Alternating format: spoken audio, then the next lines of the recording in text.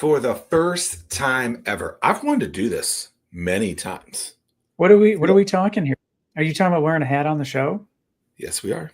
Yes, I am. I'm not going to do it the whole time. I'm not going to do it. Actually, that's probably a lie. I probably have put on someone else's hat at some point on the show, but was just gifted this Marathon Consulting hat. And actually, a lot of times we talk about this all the time. You don't want crappy swag. When you hand out crappy swag, it goes straight to the trash can. This hat? Well, I mean, not necessarily to the trash can, but it will sit on a shelf and generally not be worn. But I will say that is it's a pretty sweet lid, if you will. Are you a sticker on, sticker off kind of guy? I'm a sticker off fella. Yeah, me too. This is ridiculous. I can't. But shout out to Marathon. Yeah. With the sweet swag. Got this from Mr. Tom Marsden, who I would like to congratulate as the new chairman of Innovate Hampton Roads. Shout out. Okay, so I was delighted. I sat in a meeting with you this morning, and I've never been to one of these before. And, the old annual board meeting. Yeah, what a whirlwind. And I asked you yesterday, can I bring anything? Bring some food. The idea of Donut Dugout came up. And like I said the other day on one of your LinkedIn posts, you had me at hey. So I was like, let's go. So I brought 18 donuts. I believe 4. Did you count them up? It was correct. I tell you, we walked from the garage at MacArthur Mall, RIP, to Assembly, which isn't that far. But I had 2 boxes of donuts. Someone should have gotten a picture of me in these things. They were heavy.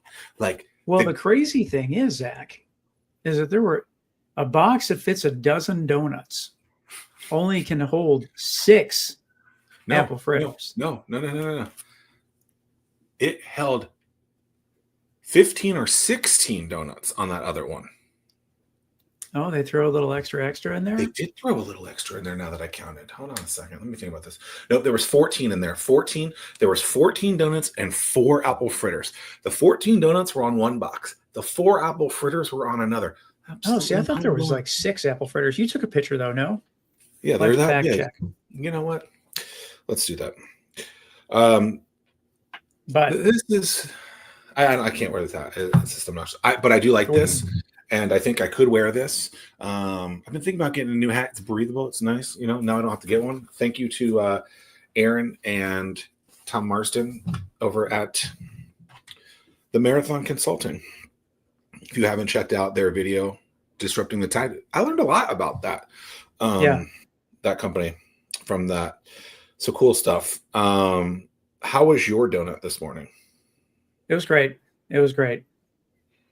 I typically, normally I don't hit something that of that size and stature so early in the morning. So, okay, there's 5 apple fritters and there's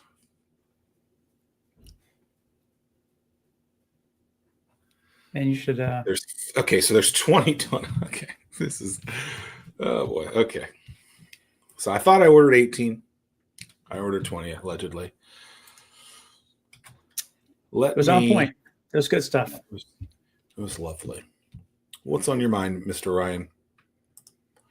Well, there's always a challenge when there's a live show.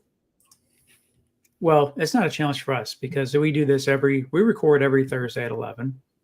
Mm-hmm. This is part of what we do. People can expect that.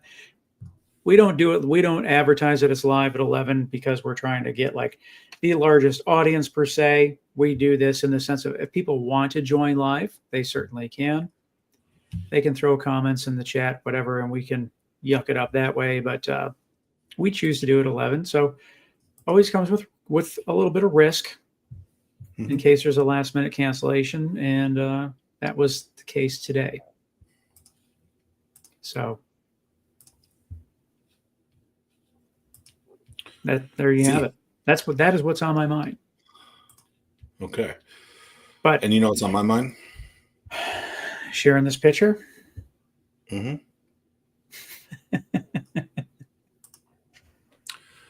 Okay, there we go. Okay, There 5 it is. apple fritters. 5 apple fritters, and then I had 5 Boston creams. No, 3 Boston creams. Looks like 5 glazed. 3 coconut crumb. 6. No.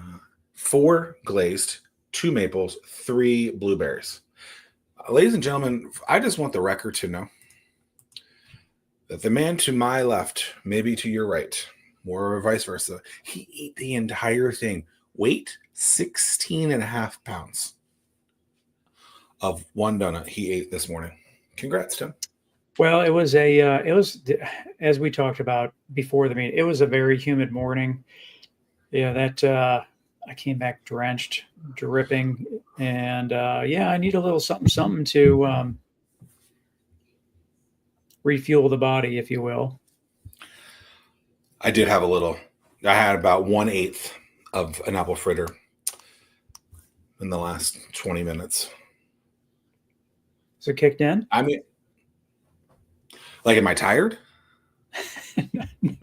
No. Did you get a little sugar rush yet, or? I'm not sure. I think these things are so large that you really can't eat the whole thing. So it's absolutely mind-boggling that you're able to do this. Yeah. I heard I'm not proud of it. I heard some interesting information today. So sat in on the Innovate 757 board meeting, of which this was Paul Hirschspiel's like swan song, if you will, right? He's like leaving. He's like stepping down as chairman. Stepping down as chairman. And during this call, you said something interesting that I never knew before, where you asked him, you called him and said, "Hey, Paul, can I have a couple minutes?" You guys met at Patrick Henry Mall. Yeah. Which, shout out to Patrick Henry Mall. I haven't been there in forever. Right. And, he really helped and guided you. And then you guys ended up working together. I thought that was a cool story that not a lot of people knew about. And there were Nancy Gearden, shout out to her. John Paris saying some positive and nice things about him as well. And that was cool. It's always cool to hear like what story someone relates back out kind of during their like, I'm going to call it a retirement party, but during the retirement party, like I remember when Jim Carroll retired, they said, does anyone want to talk or say something? And I think I went up there first, maybe second. And yeah, you and I were one of there. There was only a couple people that went up, and you and I were. I think people get, they get a little nervous talking in front of people, whatever. But I don't think I was going to say anything. I didn't go into it thinking this. But the first thing that came to my mind, and I do think this is true, and maybe we even shared this on the show before when it happened, but he not come. I guess I had military people in my family, but I don't really look at it like I came from a military family type of thing. So I didn't grow up thinking that. But living in this town, obviously, there's a ton of sailors and a ton of, service men and women. And one thing that I always learned from Mr. Jim Carroll, who, by the way, has long locks now. They call that lettuce.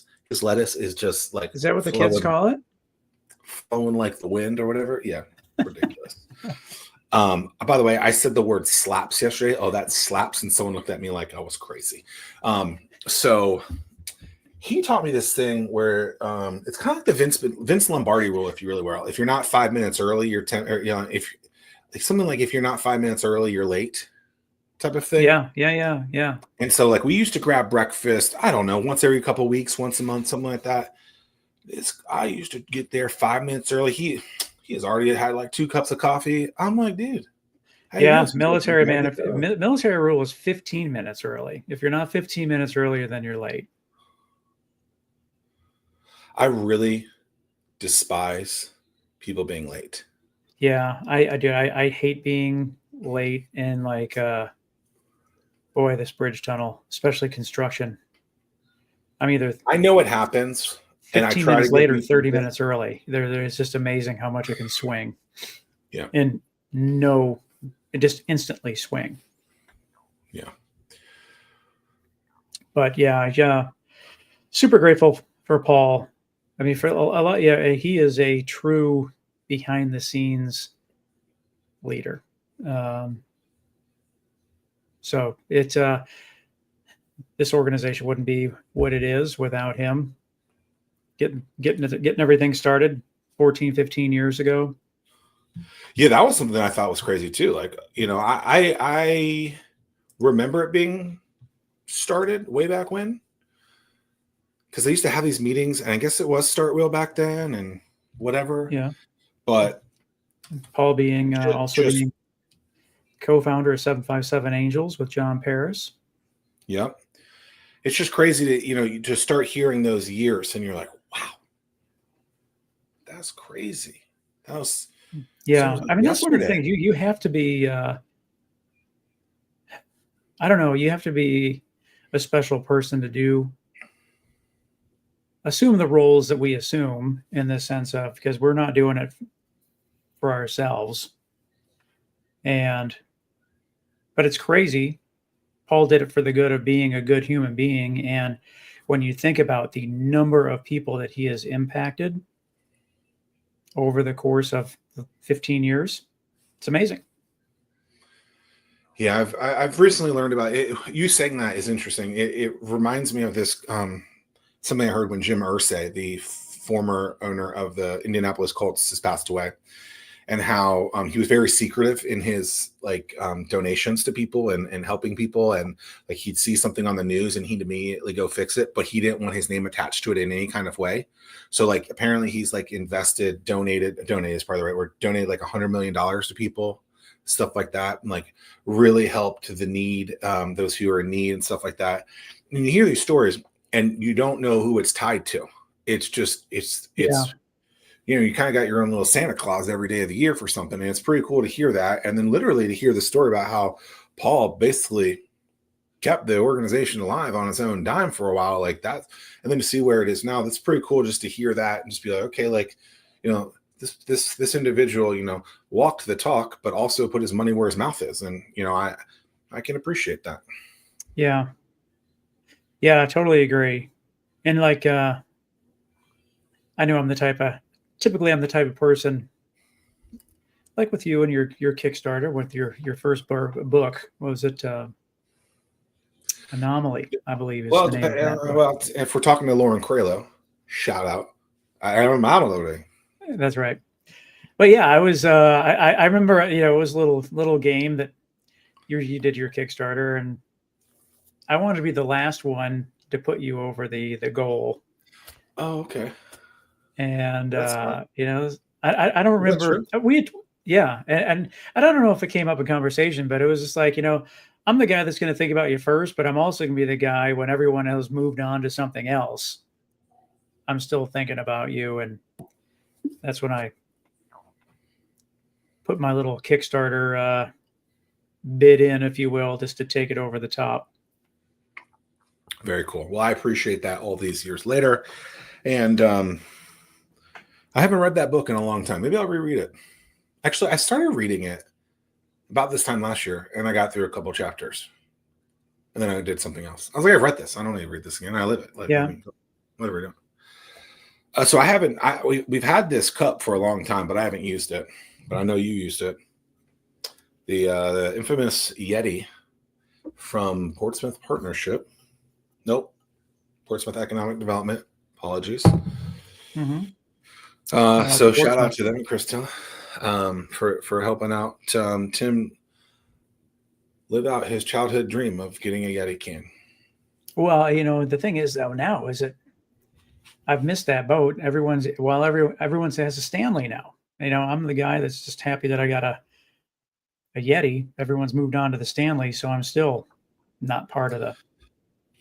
I got my haircut the other day, and the place next door is called Hot Works. And at the Hot Works, there's literally a sign. I think it's like hot yoga. I'm not exactly sure, but I'm not hot. Like, I think that's what it is. There's a sign on the door that says absolutely no Stanleys. And so I don't know if it's because they blow up in there or something or what, but I just thought it was funny that they maybe have. it's just someone hating on the Stanleys. I don't know. I don't know. Yesterday, I was in Virginia Beach, Virginia, for I don't know, a 2-month away walkthrough with the team at the Sandler Center. Was there with Alan Hagerman. Shout out to the vice chair of Innovate Hampton Roads. Shout out. And also Chris Lane, who is the photographer, videographer who did many of my videos that you've seen in the past, including the anomaly ones. And he and his company do live streaming. They do videos. They do tremendous work. So we're doing a walkthrough there. Because the venue is so big, you have to make sure that you have the right equipment on game day. And so there were some measurements. There were some pictures being taken. How did you measure? Was it like a laser? Was it a tape measure? I'm not sure. I was talking to the Sandler team during that, but I can see him moving, scoping it out here and there and over here. And so there was a lot of that. The picture I showed you from not inside the stage, but from the actual crowd, he took that shot. Then we had a really big conversation with them about where to put the presentation. What do they call that thing? The screen? The screen down. Do you want this screen? How high up do you want it? If you go too far, there could be this happening. And so there is a back and forth there. You also can have this little backdrop here. It could be I this. can tell you one thing. A confidence monitor is definitely something needed because that screen is a big screen. If you turn your back to the people for that, you're going to be turning your back and really looking up in an awkward way. Yeah, we joked on that, and they're like, "Well, why do you want that?" And I said, "We don't want people to be like, oh, hi, my name is Zach, and this is what I'm going to talk about today." This screen is large. You're right, and yeah, I'm excited. I'm nervous. I'm terrified at the same time because that is I'm pulling up pictures now, but that is it's just a big venue, and I've been in a venue like that as a fan, as an audience member, but to have to go on the stage and be like, oh, hey, guys. Yeah. So the companies, those that are out there, we did an info session for this a couple weeks ago. It was like, hey, we know you're probably going to be nervous. I know I am. I don't know about Tim, but I'm going to be nervous. Yeah. Even though I'm probably going to know like at least 30% of the people. It's just crazy. Yeah, so I'm excited. I mean, we're thinking about everything that we can do, pull out all the stops to make it. I think we learned a lot last year, and I think we've really taken a lot of feedback from that. And I hope people that went last year come again. I hope that people that were involved in it last year apply, and I hope that people in the community and surrounding areas come. Yep. It's going to be a hell of a show. We've talked about this ad nauseum, but when you really want to celebrate the businesses in an area in the state of Virginia, you really have to incorporate a lot of them. Well, and that means there's going to be a lot of you're going to learn about a lot of different businesses in a very short amount of time, and we're really excited. We don't want to tell all the little inside baseball, but it's going to be a pretty cool celebration. Yeah, I will tell you, this is as a founder, if we have people that are going to be traveling 3,000 miles to attend this event, as a founder, yeah, that is that you must attend. I mean, it's just, if it's good enough for someone to travel 3,000, multiple people traveling 3,000 plus miles to attend, then I think that it's a must attend event. Wow. Is that San Francisco to Virginia Beach? Is that the distance? It's only 3,000 miles. It is. Well, I mean, I don't know. I mean, that's a ballpark. I mean, coast to coast kind of thing. What do you think? I mean, is that your final answer? I mean, it's close enough for government work. Let's see. Wow. San Francisco to Virginia Beach is 2,979.4 miles away. I was off by 21 miles. 20.6. Wow. Now, in Price is Right rules, it's usually 100 or less is the delta. So I mean, but I was over. But I did over. Oh, you did. Oh no. It's a big You L. were Big that L. close. Can you imagine on Price is Right being that close, but over? Oh, shiver me timbers. Yeah. I've said that twice in the last 2 days. I don't know what it means. So if it's inappropriate, I apologize. I don't know much about it. It's gonna be a great event. Hoping to get some pizza at the pre-party. Here, there's going to be a new place open in time. That's what I hear. I guess we'll find out that night. I Have a also little pizza party. Okay. Some bevies, some brewskis. People can do whatever they desire. This is the walkthrough with the team at Sandler Center. The two women, Melissas. They're both named Melissas, so we call them Melissas with the Z's. We got Chris Lane with the backpack. He brought all his gear. He's doing everything. Alan Hagerman right here, and the plain white kicks. Great time. Yeah. And that's one event. Oh, I just realized that I haven't finished my coffee, and if I don't do this, I'm gonna be up all night. This is gonna be terrible. I don't want to drink this now. I'm terrified. I got my last of mine here. So some pretty interesting things. So I've been following along, watching over the last little bit about what Innovate Hampton Roads has been doing as a storytellers of the region, but some really interesting pieces that I think are quite interesting that have happened in the region. One of the things is there's a couple companies that have really started to do some interesting things. I saw Sales E, which was something else before when we interviewed them.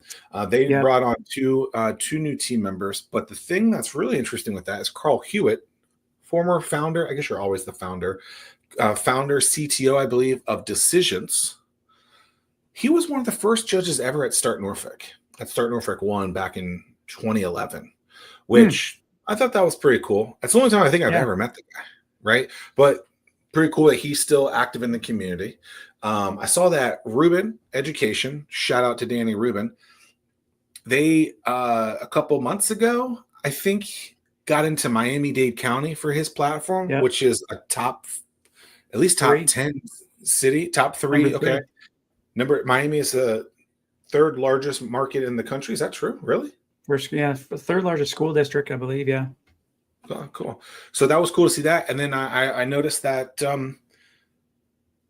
now he's in Philadelphia as well.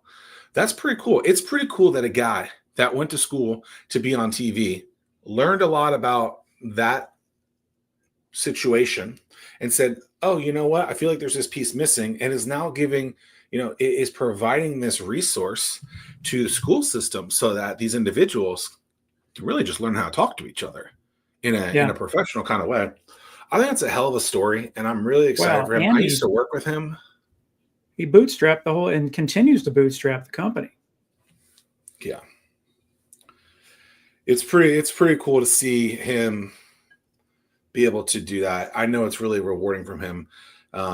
We used to see each other almost every day because we worked together at a TV station, and it's just cool. It's just cool to see him seeing this kind of progress. I'm very excited for him, and to continue. Well, the two things that stand out, and we have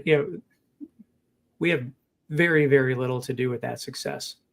Zero success. The founders, the founders are doing the things that need to be done, but those two companies, Salzy and Rubin, without fail, send us updates on their progress, and we share that story across the community as well. Danny gets it. That's his.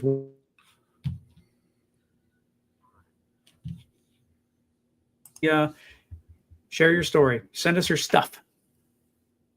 We have I that. accidentally muted you there. I apologize. I saw that. I didn't want to get in the dance of mute, unmute, mute. I don't know what I said went through or not. But send your stuff in. We'll share it out. It's just better if someone else tells a story for you. Let us toot your horn as opposed to you tooting your own horn. I believe you are not involved with the organization at this point, but I had a phone call or some sort of conversation with Monique Adams, who was one of the OGs at 757 Angels. And I remember her telling me a story about her husband who worked in commercial real estate, I believe. I might butcher some of this story, but just go with the flow. She said that the organization, they were trying to recruit a business.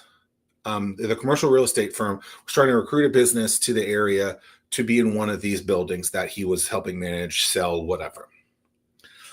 And they were this close to coming. It was between our area and some other area. And the reason they didn't was because they went on like the local news, and all they saw was so much negativity. And it was like, what could happen? Like, what we need to have more positive aspects of it, because a lot of these things are outliers, right? They're not like, I don't think we walk down the streets and actually feel like crazy. Now, maybe some other people do, but like, people say, oh, downtown Norfolk's so dangerous. I was just there. It was fine. Like, it just seems kind of crazy. But anyway, so you see these negative stories, right? Yeah. And it was like the opposite of that is like, okay, like no one knows that there's these positive aspects of these companies.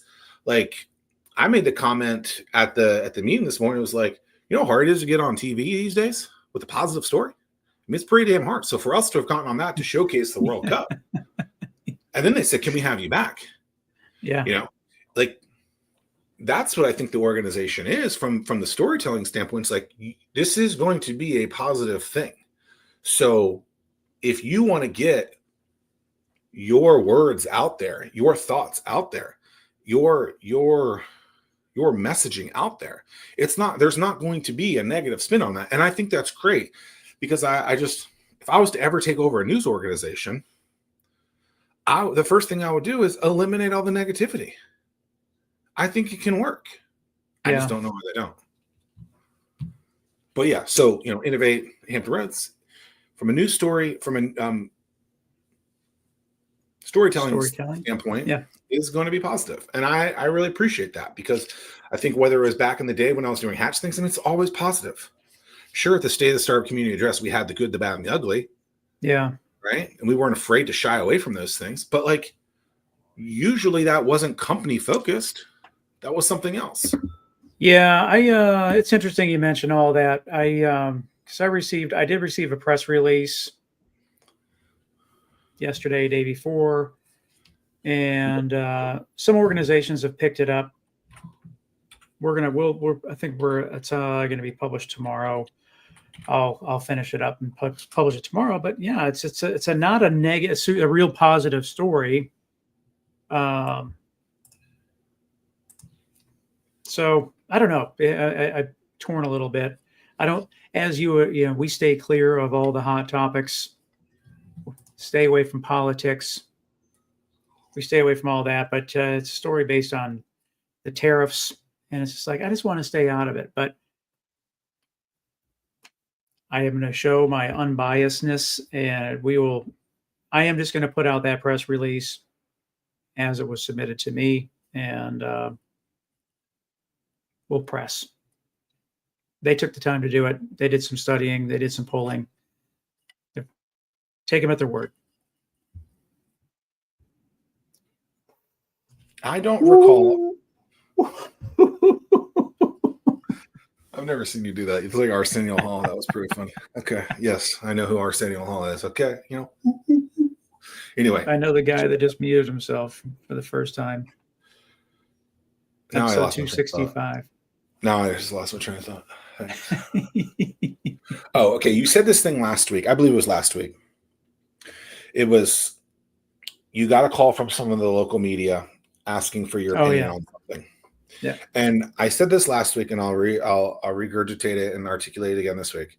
I think you took a really potentially negative, real life scenario that actually is impacting, a lot of people.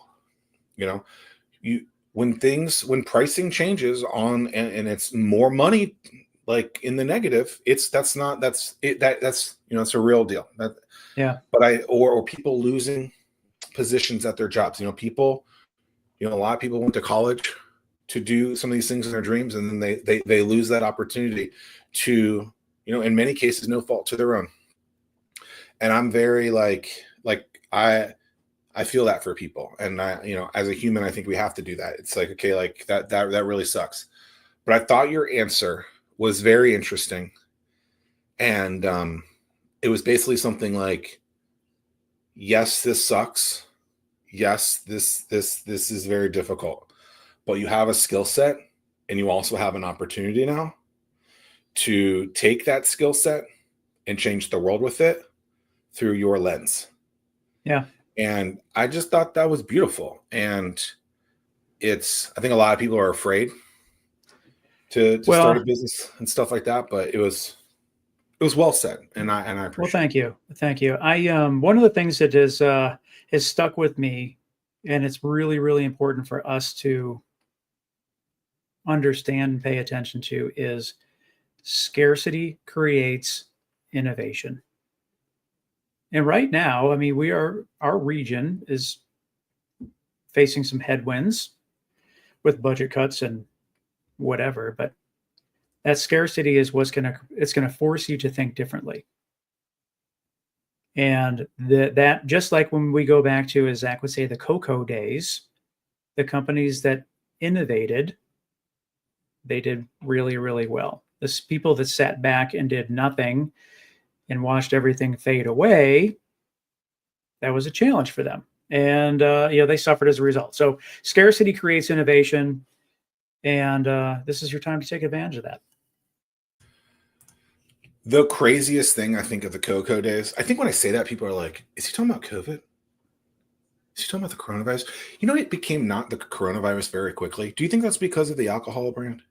I don't know. Anyway, the craziest thing about the cocoa days, I think I'm the only person who refers to it that way, and I hope I am. I like to be an innovator because scarcity creates innovation. You know what I'm saying? So, yes. How many people refuse to do online meetings, and now none of them want to go back to the other way? So instantly, people you were like, I'm not doing this. I can't do this. This is against the rules. And now they're like, hallelujah, I can wear my PJs on a call instantly. It's just crazy how that moved. I don't know how well Zoom and stuff like that are doing these days, but I mean, the amount of time that is wasted on traveling to meet with someone is just astronomical. And not to mention, people don't know how to manage their time well in a meeting. But you can do a bunch of 10-minute calls. You can do a bunch of 20-minute calls where it's harder to do that if you're going to get coffee with someone. You're probably going to be there for 60 minutes. Yeah. Whether that's a good thing or not. Yeah, it's the same deal. I mean, the introduction of the old outdoor seating and all that kind of stuff now. So, I mean, if you feel like you're, I don't know. I'm surprised more people didn't keep the menu thing on there. I thought that was pretty smart, QR code to menu on the phone. That's surprising. When you go on your trip soon, I believe that the cruise lines do that. So you're going to have to bring your phone. Yeah. When it becomes your menu. I'll keep you up to date. So that's what you popped into my head when you were talking about the area and whatnot. So it'll be interesting. We're bringing in, you ready for this? 17 family members. Holy shit. To go on this cruise. And we're inviting 17 folks coming in from Michigan and Texas and other places into our backyard, and we're all staying down at the waterside area the night before the cruise. And oh my God, you can go to the dugout. Get your sugar high. But so the downtown Norfolk will be on display for people to take advantage of. And I'm looking forward to it. I don't know what these things are called. I don't know if you've ever seen it. I feel like I've asked this before.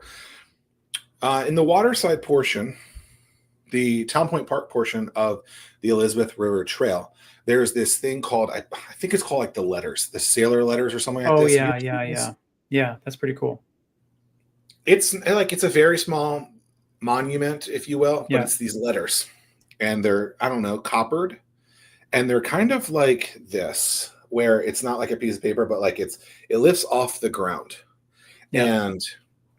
But there are letters that people wrote to sailors, and the sailor never got that. All these sailors had passed, and they never actually got to receive these letters, is my understanding. And it's For just, some it's reason, I really was thinking it touching. was the other way. Oh, they did So pass? that the sailors sent the letters and then they passed shortly after. I don't know. Okay, Regardless, it's very something like touching. that. It's Something very like touching. that, yeah. And it's just, it's cool to, I mean, it's a terrible thing actually, but it's a nice little monument to those who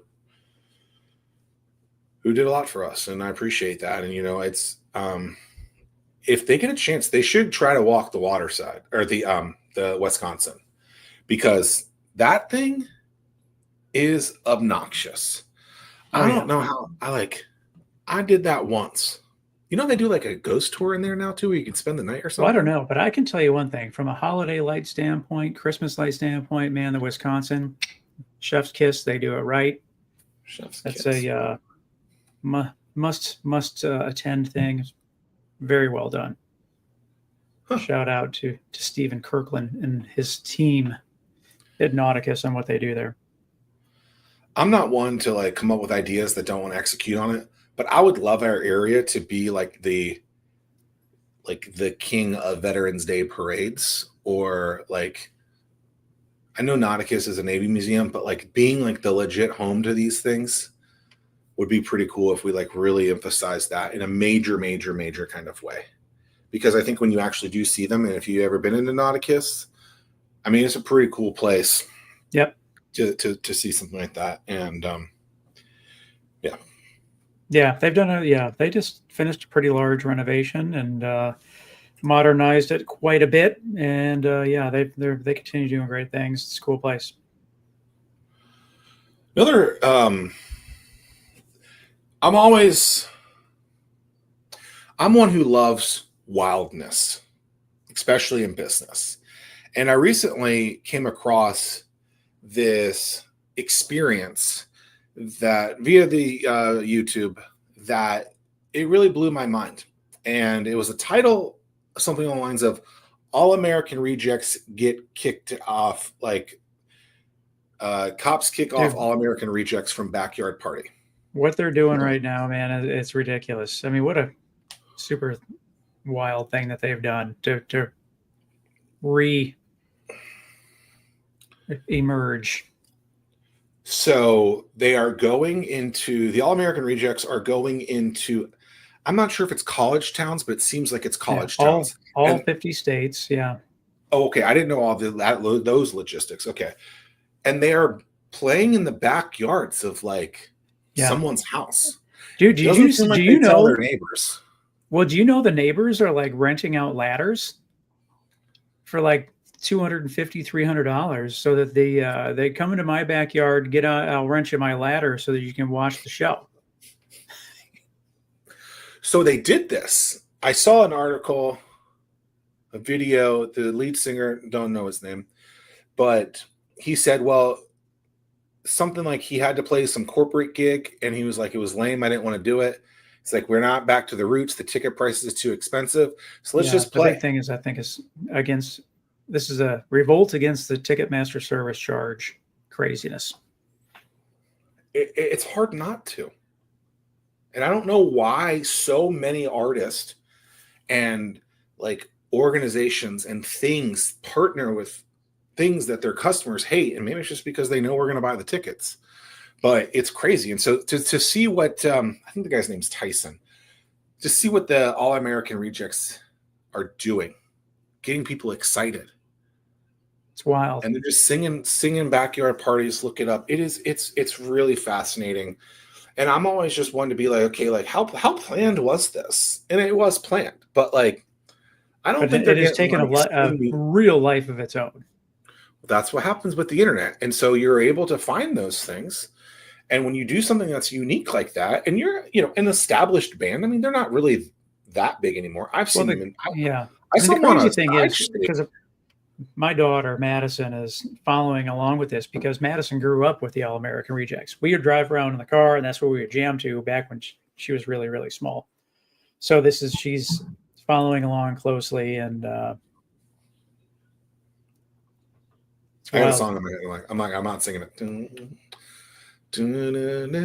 Dirty Little Secret. wasn't that one, I don't think, but No.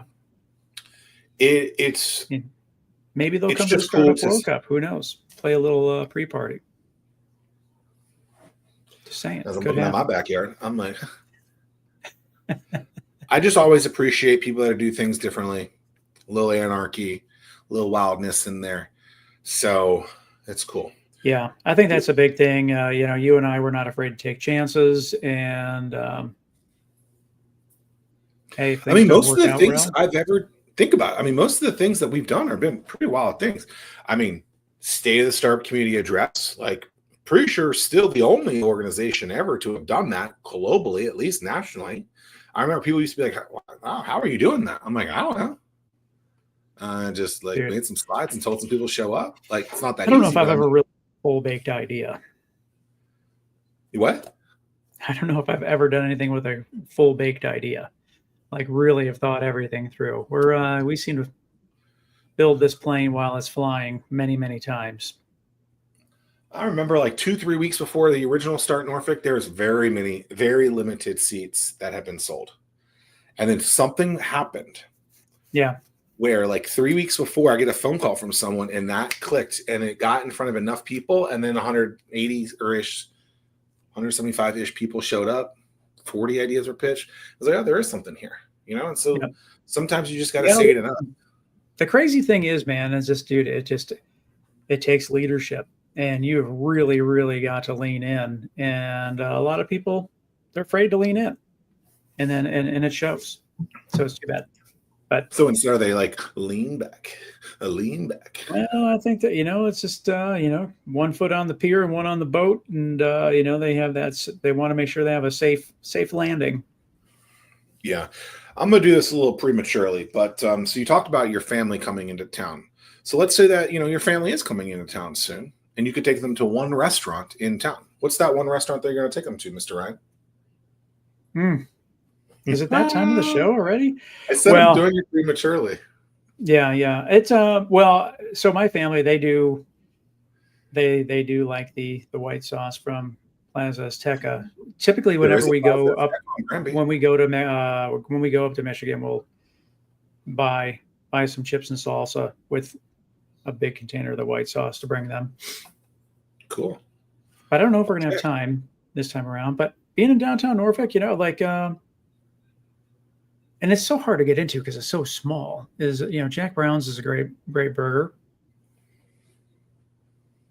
We've been there a couple times together. Their entire they might have 17 spots in that whole thing. Yeah, and I think that's a power play move, man. There's because to anyone that does not know, they may know the only thing they may know is that there is always a line to get in there. They may not realize that it doesn't take much to create that line, but for the passerby, there is always a line to get in that place. That's smart. I feel like I gotten really dark on this thing all of a sudden. I don't know what happened.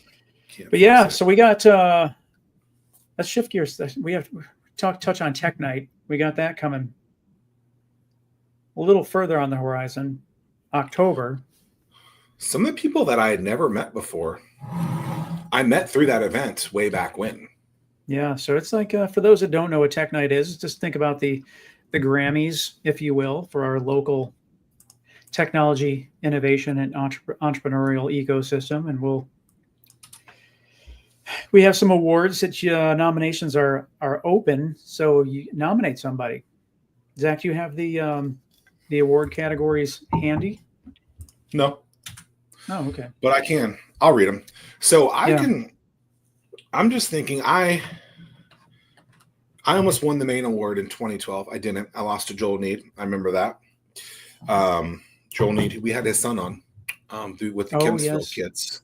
He was unhappy with your Um, performance, if I remember correctly. well, most people are. So, met a lot of people there. Paul Dockery there for the first time. And gosh, maybe Kevin Daisy back then. Like all of these people, because they used to do this. So this is interesting. I don't know that people actually know that this is a thing. So it used to be the Hampton Roads Tech Council, and they used to run this organization. At some point, that turned into HRIC. Don't ask me what that stands for, but we're just going to call it The Hampton Roads name Innovative Collaborative. For the purposes of my story, we're just going to call it the old Tech Council. Okay. Then you and Dan Bell become close, and he sees what you're doing with Startwheel. I'm saying this from an outsider's perspective, so please stop me when I'm wrong. You got what you're doing with Startwheel, great stuff. You got what the Tech Council is doing, HRIC is doing. It's like, well, what would happen in a perfect world where those two powers combine and create Innovate Hampton Roads? And that's exactly what happened. But during that, even though it's been 2.5 years since that merger, I believe, there has been some excitement, some talk, some chatter about bringing back the 757 Tech Night, which is a celebration from an awards perspective, innovation and entrepreneurship in the region. And I know that when I heard about some of this stuff, I was like, oh, that's really touching. So there's a couple categories. I'll just read them all out. Was I wrong in anything I said there about that? No, that was accurate. And yeah, I will say that in Dan Bell's memory, thought it was a very nice touch that we have the Dan Bell Innovative Tech Builder Award. So that he dedicated a lot to the region, and naming and having this award named after him will ensure that he's remembered forever and ever. Absolutely. So Entrepreneur of the Year, the Dan Bell Innovative Tech Builder Award, 757 CIO, CTO of the Year, emerging company, technical achievement in government, innovation in education, advancement in defense contracting, startup to watch. And then in the same kind of vein as Dan Bell, another individual, John W. Wynn Regional Innovation Champion Award. Have I ever told you a story about W. Wynn and I? I think so. Okay. So when I worked in TV, I worked with his daughter-in-law. Have I told you this story? I believe so. Okay. I'm going to tell here anyway. I'll say that you haven't. So I'm working with this lady, and we used to go out on news stories a lot. I'm not going to say her name. But she's like, I got to go to my father-in-law's house this weekend, and he is so terrifying. He's so scary. I'm like, oh, why? He's like, oh, he's this big businessman. He's like, he does all this He didn't pull any punches, that's for sure. He's just no nonsense, whatever. I'm just like, okay, like, sounds like a cool guy to me, whatever. Unbeknownst to me, that this is actually the dude, one of the dudes behind the Weather Channel and a lot of the innovation and great things, entrepreneurially and business from the Hampton Roads area. I had no idea. Then, somehow, when I get out of TV 3 years later, I learn about this cat. I start having a couple meetings with him. Definitely understand what she was saying in those meetings now. Where the guy's like, let me just stop you right there, Sonny. We ain't doing that. I'm like, okay. And so I don't remember when that came, when I realized it.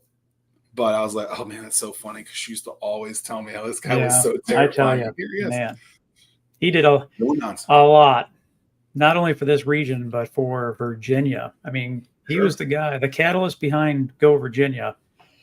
And, man, he really put his money where his mouth was. That's for sure. Yeah, I appreciate that, and appreciate both of those individuals, Dubby and Dan Bell. And it's nice that a name after them for this award, for these awards. I know for those who knew him or of them, it's hopefully they understand what these individuals did for the greater cause of the of the people. And that was a great episode that we with Dan Bell on the Fervent Four show when we had him. That was a fun time. Yeah. But 200 episode 2, what is this, 266, 265, 265, something like that? Yeah. So this, I mean, when we talk about this, that's a lot of episodes. Yeah. So yeah, I would like to shout out to. Yeah, we did not.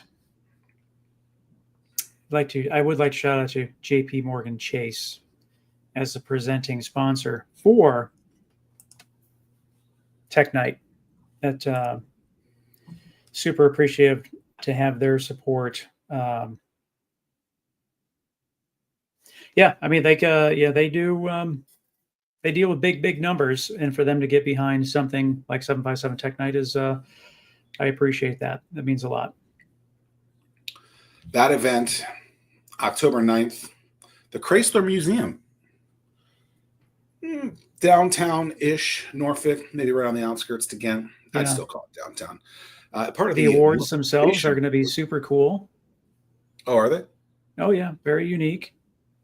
Everyone will be a one of one. Like? There will be no two awards that are identical. I got a cool. I don't know if you can see it. The turtle sitting in it, but like I won an award from Lead Hampton Roads a long time ago. I believe it's the Leadership Award. I don't know why anyone would give me a leadership award. Just saying, I don't think I'm a leader, but I appreciate that. That award's freaking cool. Yeah, a lot of times these awards are awesome. You know me as a guy who used to give out a championship belt to people. I am not a fan of stupid awards. I think they just become like everything else. Like a stupid tchotchke. I know that awards can cost a lot of money, and that can be a big budgetary limit. But sometimes when you just hand someone a piece of paper or like a paperweight, it's like, come on, guys, I appreciate this, but like this doesn't make the impact that it should. People want to showcase something like that. All my other awards are somewhere else, but not that one, because that one's cool. If I had ever won my own championship belt,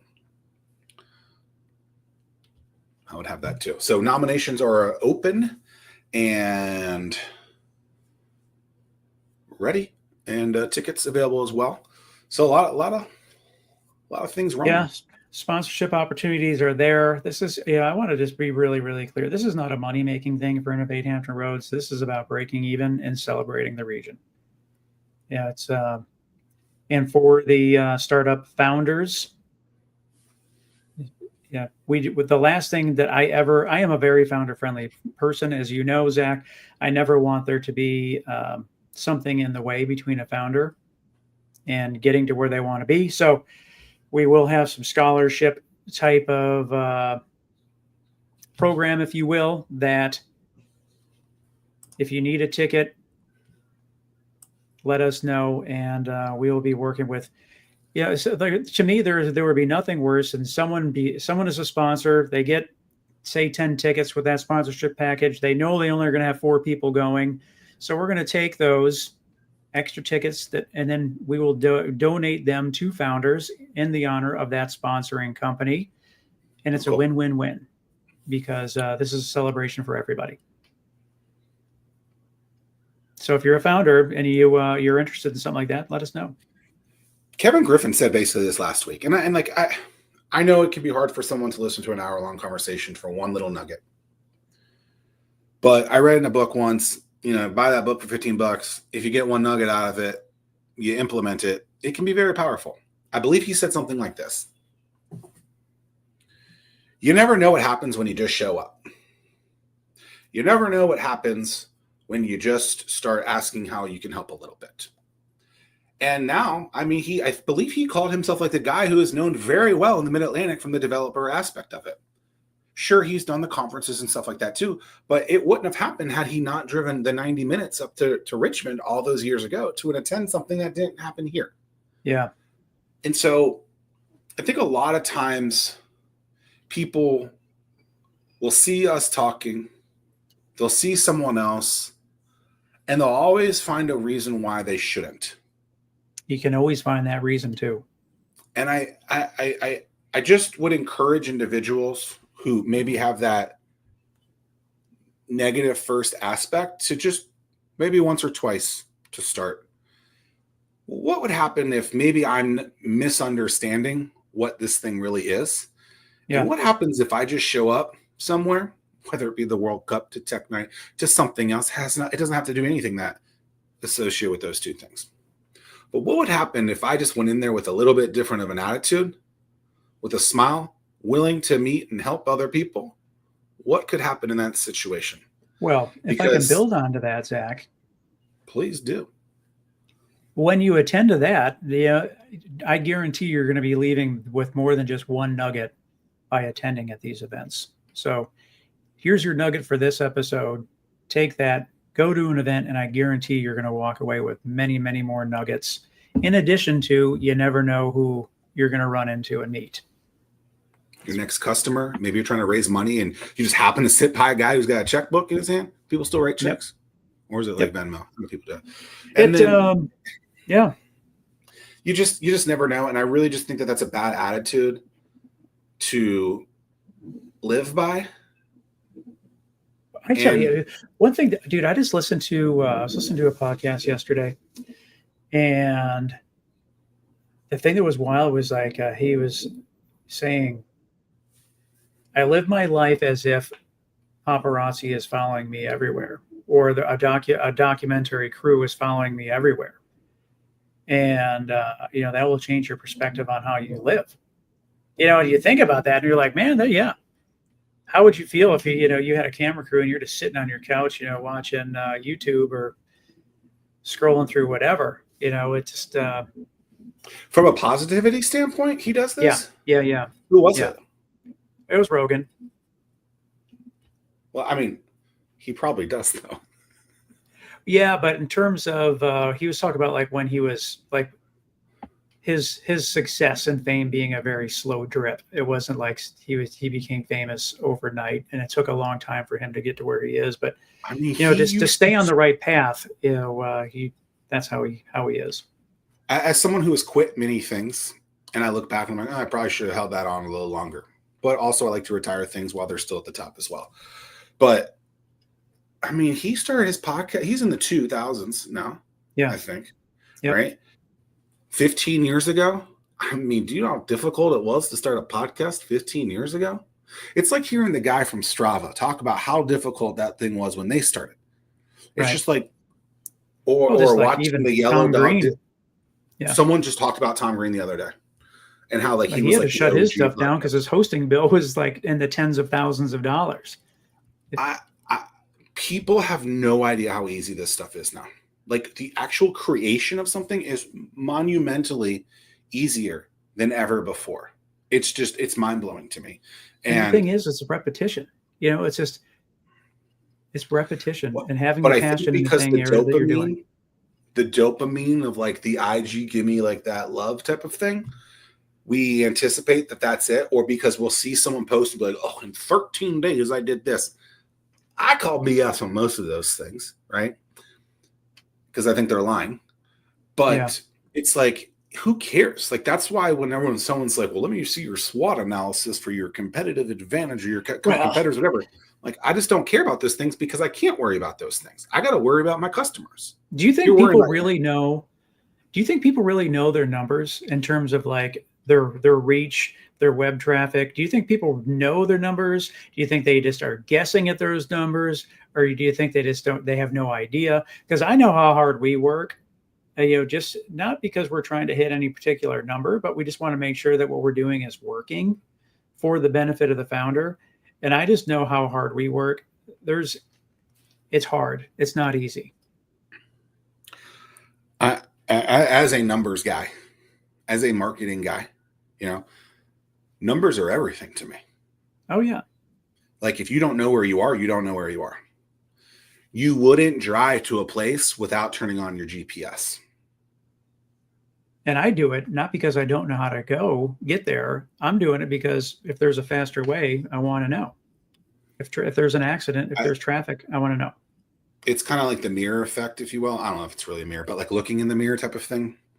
I think people are afraid to look in the mirror and really look. I think that's difficult from a positive and from a negative perspective. But that's something that I've always like, I guess it's just been instilled in me, or maybe I learned it. I don't know. But like, I remember like coaching the swim team many years ago. We lost the championship by 3 points. It was like, okay, like be mad for a couple moments, but what do you need to do next year to not lose again? And guess what? We won the title. But it's like, if you don't know those numbers, if you don't know why this happened, could I have just changed one little thing and we would have won? Had this one little thing happened over here, could that have been the difference? Yes. And that's the answer.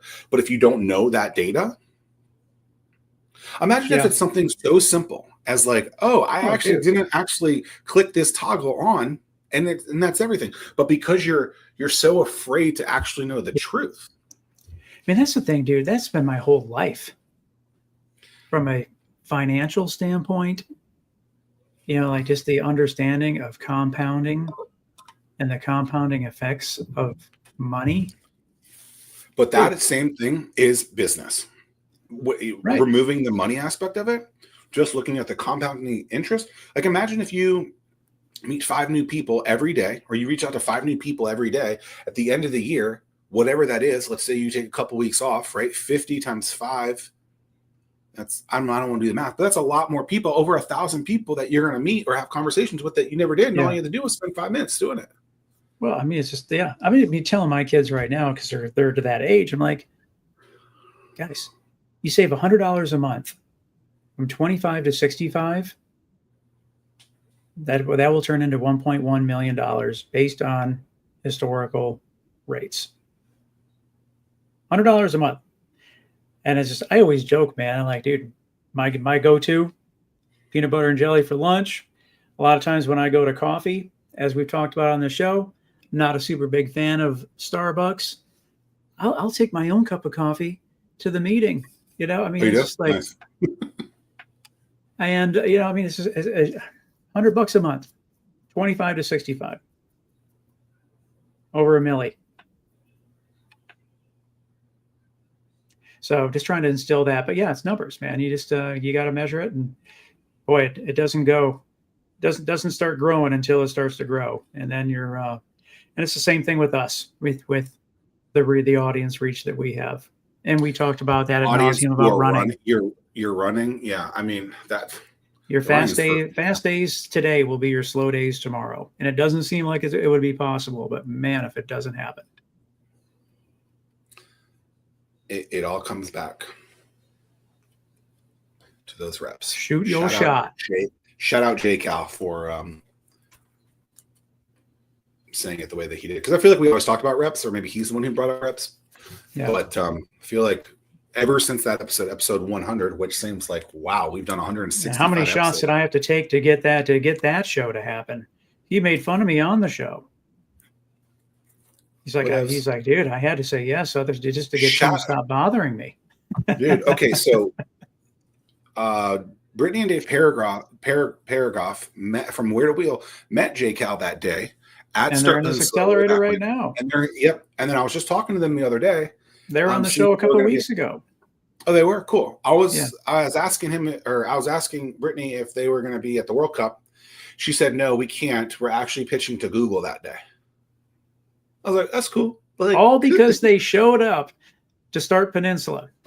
I meant to write an article on that when they were on This Week in Startups, because like the second or third word out of Brittany's mouth was, yeah, we met at Start Peninsula. I'm like, how about that? Start Peninsula getting a shout out on This Week in Startups in the top 10 of. You should do an article on that.